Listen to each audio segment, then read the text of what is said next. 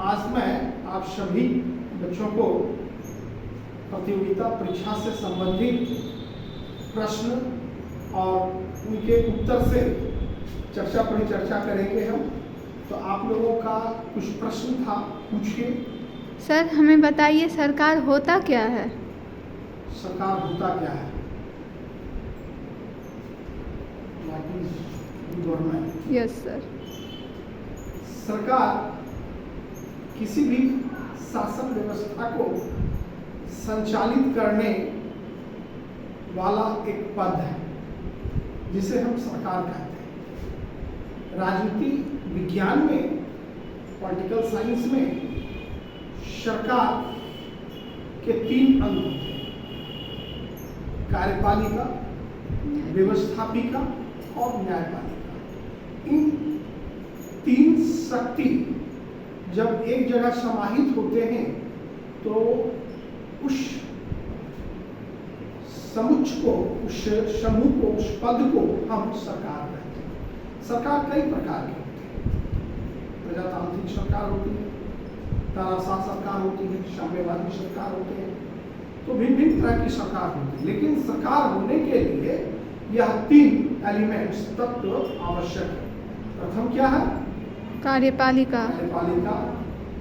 दूसरा व्यवस्थापिका। व्यवस्थापिका। तीसरा न्यायपालिका। इसे यदि हम व्यवस्थित रूप से अगर बोले तो फर्स्ट कह सकते हैं व्यवस्थापिका। व्यवस्थापिका का क्या काम है कि किसी भी नियम कानून को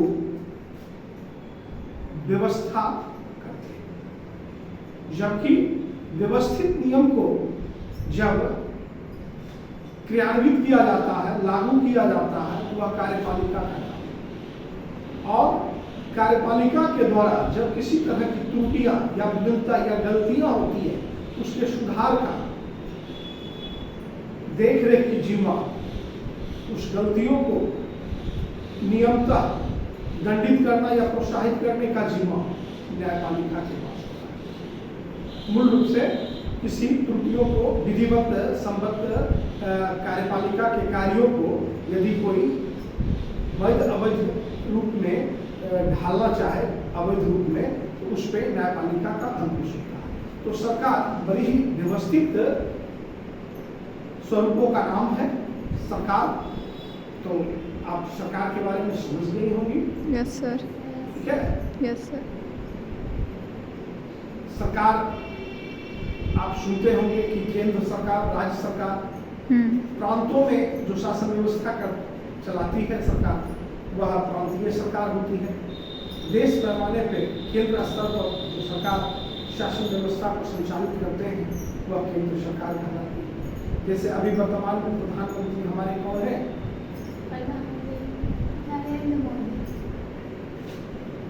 माननीय नरेंद्र मोदी जी ना हमारे प्रधानमंत्री हैं, अर्थात एनडीए सरकार के रूप में है, एनडीए गवर्नमेंट है। तो पूरी संसद भवन जो होते हैं, संसद में 2 सदन होते हैं, एक राज्यसभा है और एक लोकसभा है। यह दोनों सदन मिलकर, राष्ट्रपति मिलकर यह जब कोई नियम बनाते हैं, नियम पारित करते हैं विधानसभा के, लोकसभा के माध्यम से, राज्यसभा के माध्यम से, तो इसको क्रियान्वित करने के लिए प्रधानमंत्री, मंत्रिमंडल, राज्य मंत्री, ये सभी जब क्रियान्वित करते हैं तो कार्यपालिका के दायरे में होता है। आप लोगों को IAS ऑफिसर, IPS ऑफिसर, ये सारे लोग जितने भी कर्मचारी हैं, सेवक हैं, वो सभी उसी दायरे में आते हैं। और इनके द्वारा जब किसी प्रकार की त्रुटियां होती है तो फिर न्यायपालिका। ठीक है। हमारे देश में एकल न्यायपालिका है जिसकी आप देखते हैं कि वह केंद्र में दिल्ली से लेकर आपको फिर यहाँ तक आप देखते हैं कि जिला तक होता है ना। ठीक।